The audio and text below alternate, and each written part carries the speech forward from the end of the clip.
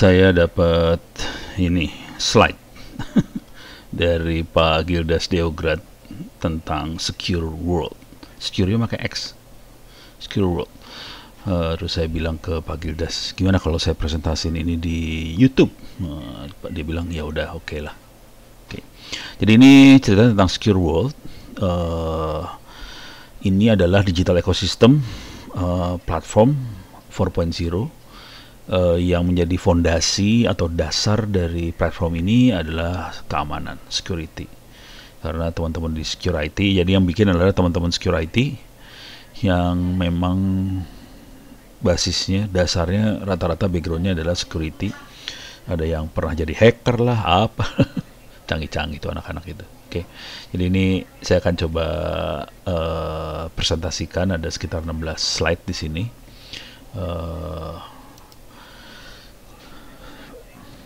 Ini kira-kira yang ada di kepalanya kira-kira gini. Kita baru aja sekarang ini start engaging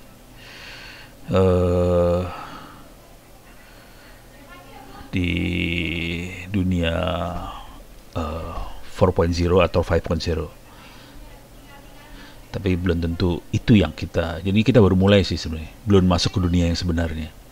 Jadi kalau kita nanti masuk ke dunia sebenarnya, karyanya lebih horor lagi, kira-kira itulah kalimatnya. Cuman ini bahasa Inggrisnya gila banget ya. We have got to start engaging more with what might be, not just what is. Ini bahasa Inggrisnya subjek predikatnya bingung. Kok jadi thank you, salah. Nah. Jadi disruption yang paling besar nantinya, kita udah ada di sekarang kondisinya pandemi, semua masuk online dan semua udah mulai teriak-teriak sih sekarang, udah pada ngeri-ngeri sedap semuanya, karena semua yang tadinya aman di kantor sekarang harus pindah ke rumah, dan konsekuensi yang paling kerasa di new normal adalah keamanan, security. Jadi kalau mau jujur terus terang sih, sekarang kita banyak di kita nih ya, Pak Gildas juga, teman-teman di ini banyak yang teriak sih, tolong karena selama ini kan diamankan oleh office sama kantor. Pas work from home, tidak ada office-nya tuh. Di home itu yang namanya penjahat bisa seliweran senak jidat, puyeng kepala dah tuh. Makanya disruption security jadi prioritas number 1 sih, kira-kira kayak gitu. Walah, nggak bisa pakai panah ke bawah rupanya. Oke. Nah, kalau kita lihat hubungan antara industri 4.0 dengan society 5.0, sebenarnya ada ini hubungannya kira-kira gini. Di society 1.0, masyarakat itu masyarakat hunting tuh apa sih, pemburu, jadi masyarakat nomaden, tidak menetap, berburu, hidupnya dari kayak gitu. Itu society 1.0. Kemudian masuklah ke masyarakat agriculture, petani dan sebagainya, mereka tidak lagi berburu. Kalau di society hitungannya 2.0, kalau di revolusi 1.0 dia. Masuk mekanisasi pertanian di situ. Masyarakatnya masyarakat pertanian, agriculture. Di sisi industri masuk mekanisasi pertanian dan sebagainya. Kemudian mulailah di society itu masuk ke society 3.0, industri. Di revolusi industri kita mengenal listrik, produksi massal dan sebagainya. Kira-kira gitu hubungannya antara industri, revolusi industri dan society. Oke, jadi geser satu di society-nya. Makanya orang-orang Jepang bilangnya society 5.0. Di revolusi ini nyebutnya industri 4.0. Jadi geser satu. Di masyarakat, di society 4.0 kita mulai mengenal adanya nilai dari informasi dan sebagainya. Di industri revolusi yang terjadi karena adanya komputer, adanya otomasi dan sebagainya, dikenal sebagai industri 3.0. Nah, sekarang ini kita masuk ke society 5.0. Semuanya convergence, tidak ada lagi pemisahan antara dunia fisik dengan dunia digital atau dunia cyber di sisi society. Jadi cyber dan fisik bersatu, kira-kira gitu di society 5.0. Di industri 4.0 dikenal namanya cyber physical system. Ini masuk yang namanya IoT lah, robot lah, segala macam. Jadi fisik sama digital konvergen, kemudian secara revolusinya karena cyber dan fisik bersatu, sistemnya jadi satu.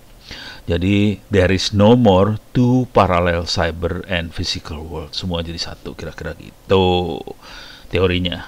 Jangan pakai page down, page up, nggak jalan ini rupanya. Nah ini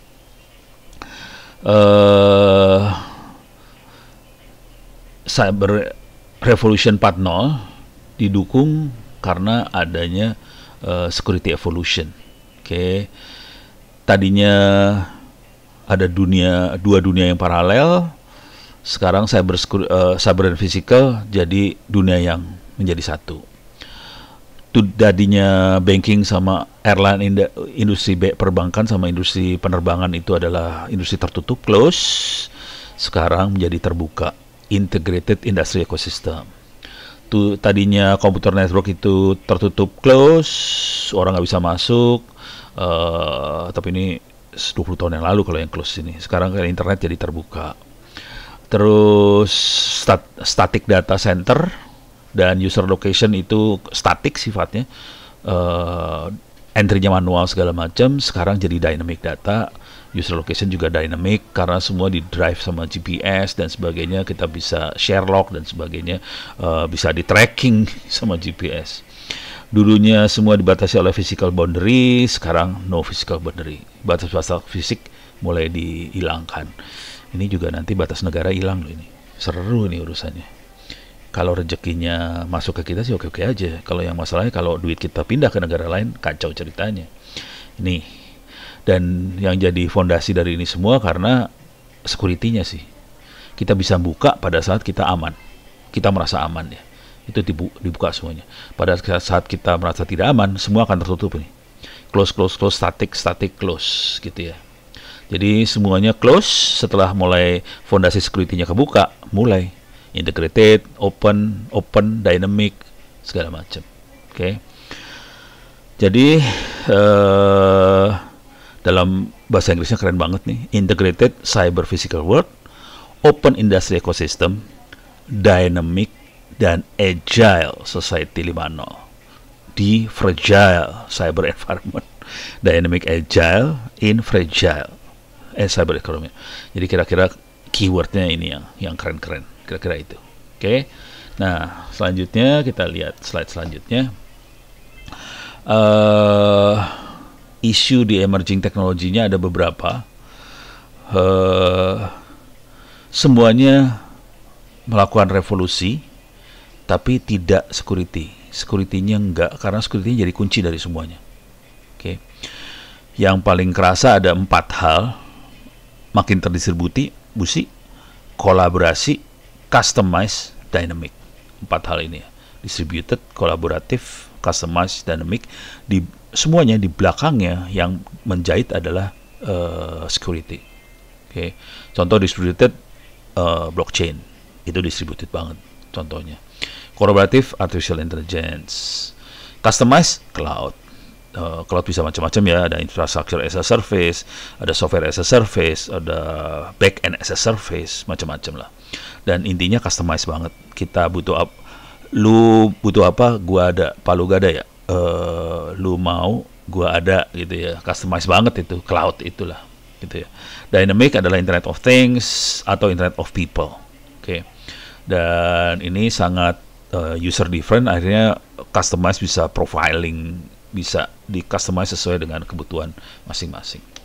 Oke, tapi yang semua yang menjahit namanya security sih. Integrasinya, kuncinya di security. Ini semua. Beres ya. Selanjutnya problem.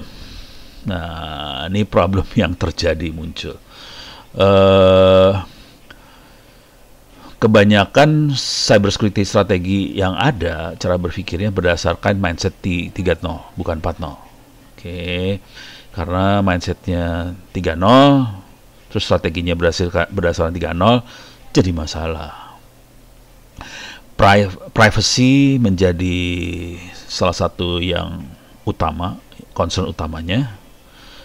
Terus ada banyak sekali budaya cyber security yang berbahaya, oke. Yang karena mindset ini ya. Terus secure integration and transaction sangat susah sih sebenarnya dilakukan sih sebenarnya. Jadi nggak gampang, ini bukan kerjaan gampang sih sebenarnya. Tapi ya bisa, kalau kita serius ya bisa sih. Threat agent are not clearly defined. Jadi serangan itu tidak terdefinisikan dengan baik, karena memang penyerang pasti akan berubah-ubah cara sih, akan berkembang terus. Jadi threat-nya akan berubah sih sebenarnya. Oke. Dan ini menjadi tantangan utama yang harus kita selesaikan juga. Bagaimana kita mendefinisikan threat. Misalnya, saya minta data KTP, itu threat bukan? Bingung kan? Minta data KTP. Ya kalau kita daftar buat apa ke bank itu kan minta data KTP, itu threat bukan? Nah lo, seru dah lo. Terus online password, cognitive password, OTP, sama sekali tidak aman sih sebenarnya. Terus difficult to develop secure reliable mobile application. Memang susah bikin aplikasi mobile yang reliable dan secure, susah. Ini karena kita makin mobile ya sekarang, jadi susah bikin. Lack of competent mobile apps developer. Jadi mobile apps developer yang ada memang yang benar-benar kompeten ya, memang langka dan jarang sih sebenarnya. Ya karena semua lagi belajar juga. Mau diapain, kondisinya kayak gitu. Terus ya, jadi ini problem-problem yang bermunculan. Oke, jadi kita sudah ngelihat teknologi yang muncul, masalahnya kayak gimana. Sekarang kita lanjutkan kesalahan fundamental yang ada adalah inconsistent.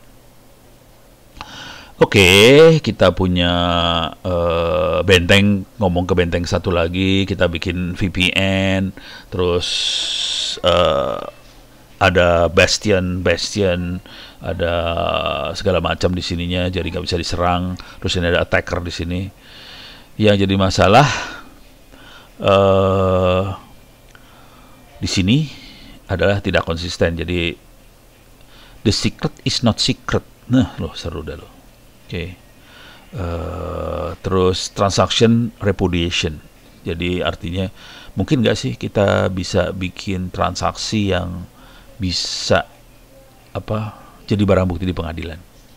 Oke. Pusing tuh. Teknik yang dipakai Republik ini hari ini adalah di print jadi barang bukti buat hakim. Mati loh. Padahal print itu kan bisa dimodifikasi ya. Padahal ini semua transaksinya elektronik kan. Pusing. Jadi arsitekturnya tidak aman, konfigurasi sistemnya tidak aman, sistem adminnya tidak aman, patch manajemennya ngaco, terus ada online authentication. Jadi ini semuanya parah banget sih sebenarnya. Oke. Kebanyakan kesalahan-kesalahannya kayak gini yang terjadi. Karena tidak konsisten, secretnya tidak secret, terus nih, jadi kesalahannya karena kita sendiri kan, tidak konsisten. Oke. Nah, serangan juga parah banget sih, makin kesini. Pada zaman dulu serangannya kan pada industri society 1.0 serangannya kayak gini nih, ini orang Viking. Sekarang serangannya udah sama orangnya lucu kayak gini kalau nyerang gitu ya. Dan ini beberapa kejadian yang horor-horor ya. Tahun 2017 cybercrime ecosystem profit 1,5 triliun dolar. Itu tahun 2017. 2018 1,7 tera BPS traffic di DOS. Di Google Plus 500.000 user data masalah. Facebook dihack. 50 juta user affected. Tapi sampai sekarang juga Facebook dihack sih, jangan khawatir. Nggak usah, tahun 2018. Ini hampir tiap hari saya dapat email, Pak, ini akun Facebook saya dihack, terus apa yang harus saya kerjain? Pusing kepala deh gue. Udah, mendingan gini aja dah. Matiin aja tuh akun Facebook. Pentagon dihack, 30.000 record stolen. Sync Health dihack, 1,5 million record stolen. Hacker masih bypass two-factor authentication. Jadi kita udah pakai two-factor authentication, hajar lagi sama hacker. Gila. Ini 2018 ya.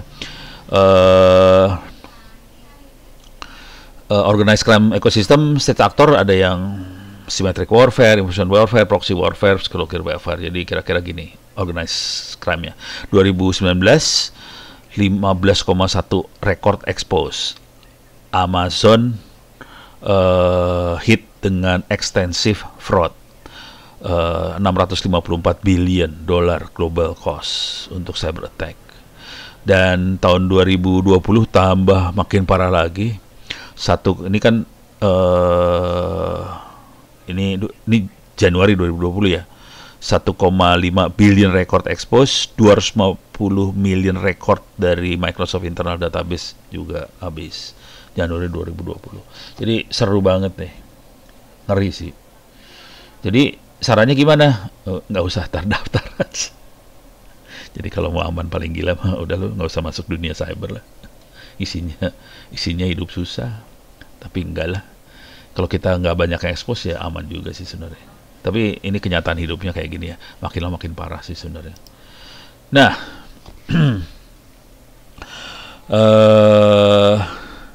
kalau kita lihat ini ada Society 5.0 ekosistem, ada Open Administrasi 4.0 ekosistem. Oke. Berapa amankah kita? Di sini kita mau disruptif, kolaboratif. Oke, di satu sisi. Di sisi lain kita harus agile di environment yang sangat fragile. Ini kalimatnya bagus juga sih Pak Gildas ini ya. Agile in fragile.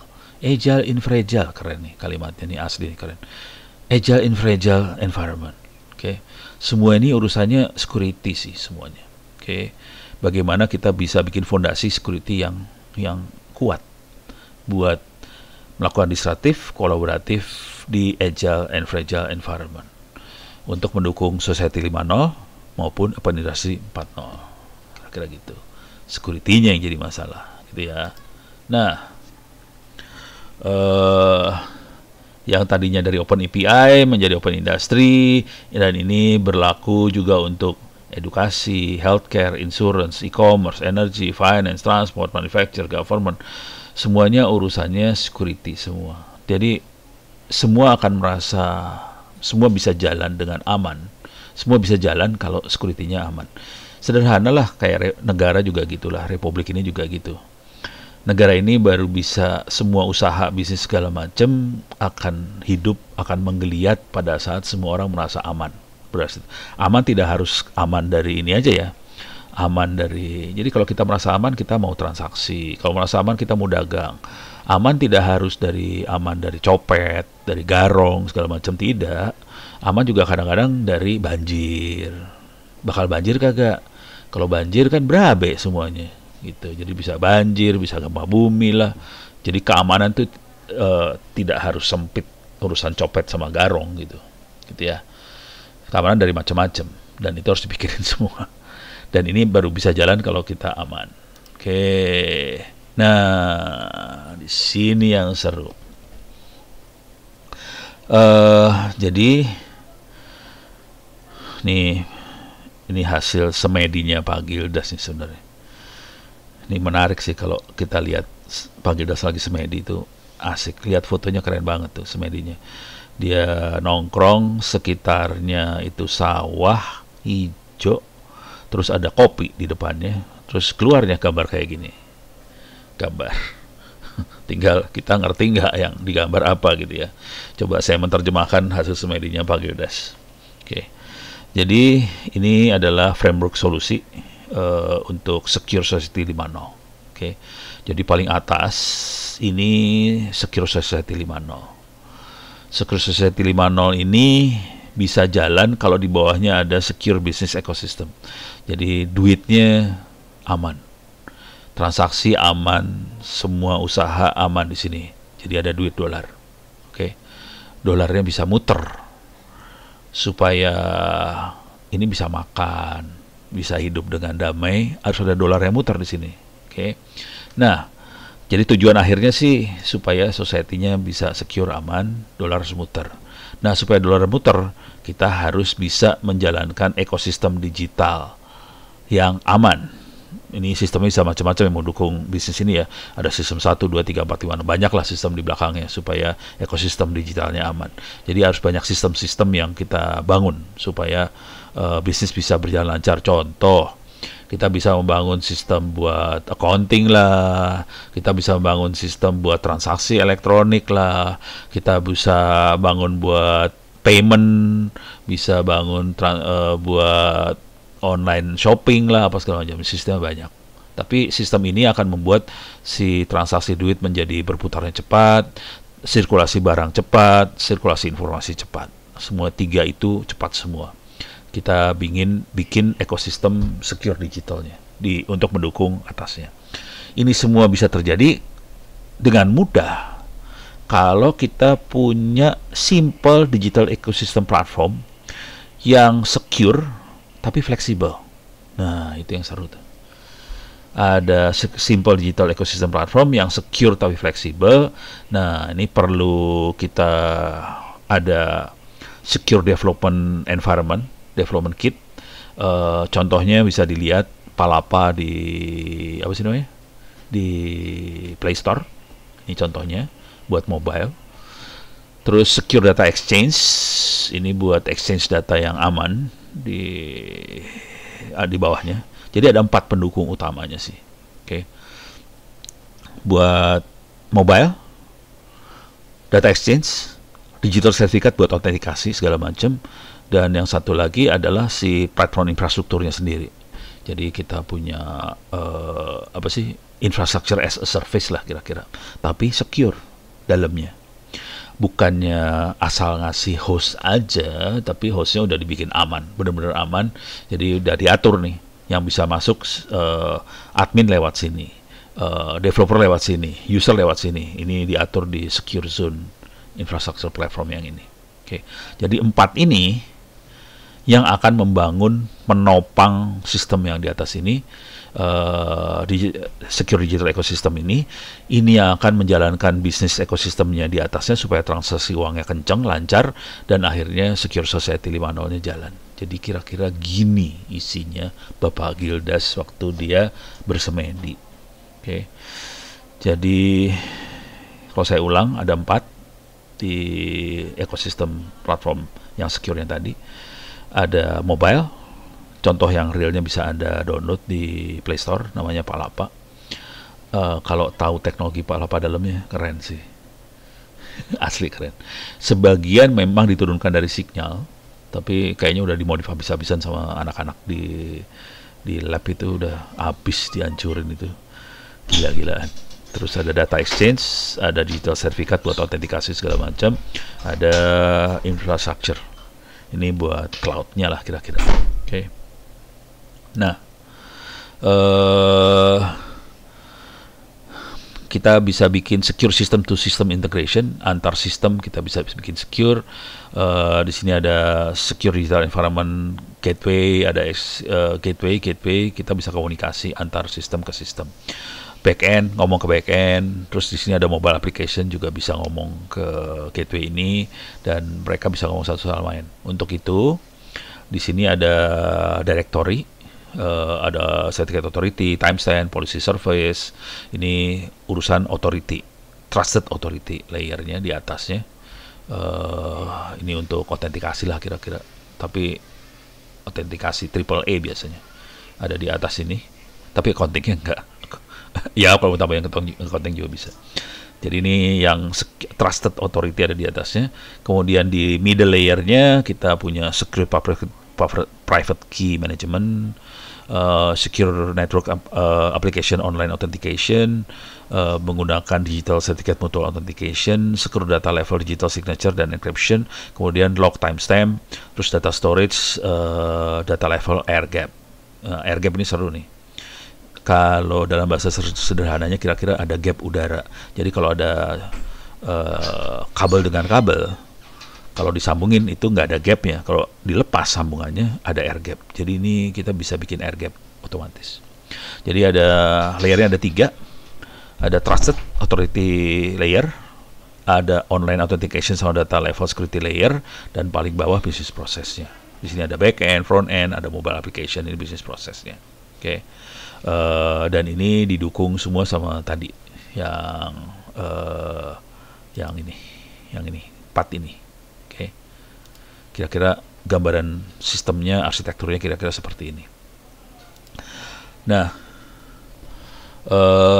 kalau kita melakukan transaksi e-commerce misalnya, ini contoh aja kalau melakukan transaksi e-commerce. Jadi ini e-commerce si toko online-nya, kita bisa bikin aplikasi di sini, kita bisa create, send invoice to customer, verify signature, payment approval, segala macam proses e-commerce sini. Dari sisi customernya kita bisa pakai mobile apps, di sini ada secure database, di encrypt dalam handphonenya, jangan khawatir. Dan kita bisa select produk, confirm purchase, segala macam. Oke, enter key locally di aplikasi ini, dan kita ngomong ke si e-commerce-nya. E-commerce application system ini akan ngomong ke bank. Oke. Di sini ada proses verifikasi dari signature customer, payment approval dan e-commerce payment request. Oke. Bank tanda tangan, send payment agreement ke e-commerce-nya lagi supaya transaksi terjadi. Jadi prosesnya kira-kira kayak ini, proses transaksinya. Oke. Jadi select product, confirm purchase, masuk create, send invoice to customer, terus customer sign, pay invoice, terus verify signature, create payment request, send payment request approval ke bank, banknya verify signature customer, dan e-commerce payment request, bank sign, beres. Payment agree, transfer, kira-kira kayak gitu. Sebetulnya ada satu lagi yang kelupaan nih kayaknya, si pelapaknya. Ini pelapaknya e-commerce-nya. Dianggapnya kalau kita kan modelnya semua nggak gini sih. Ada tambah satu lagi. Ada platform e-commerce, ada pelapak. Karena bentuknya UMKM. Kalau yang ini adalah usaha gede nih. Kita sadar lupa ada pelapak di sini kagak dimasukin sama dia. Ya ini kan contoh aja. Ini e-commerce yang gedenya ya. Nanti kan ini example doang. Nanti kalau example yang toko-toko online kita tambahin di situ. Oke. Nah, jadi disruptive collaborative digital transformation solution which is developed by cyber security mindset partner. Akibatnya ini semua enabling agile business in fragile cyber environment. Increase security, increase convenience, reduce total cost of TCO, total cost of ownership berkurang. Karena kita main cloud sih, intinya itu. Tapi convenience-nya naik, security-nya naik, TCO-nya turun. Ini kelebihan-kelebihannya. Ada secure online authentication tanpa password dan OTP, secure mobile application, secure SDK, white label client, secure data exchange, system to system integration, terus secure transaction, non repudiation sama privacy, multi level security untuk public government military grade. Jadi ada security-nya bisa diatur. Public kayak gimana, government gimana, military gimana. Militer lebih aman lagi sih, lebih susah dijebolnya. Oke, jadi kira-kira bentuknya kayak gini. Terima kasih. Terima kasih Pak Gildas. Kalau ada apa-apa silakan Anda email ke info@security.id. Mudah-mudahan pembacaan slide ini bisa sedikit memberikan inspirasi pada Anda bagaimana platform ke depan nanti supaya industri 4.0 bisa jalan dengan baik, society 5.0 bisa jalan dengan baik. Saya ucapkan terima kasih terutama ke Pak Gildas Deograt dan teman-teman di Security.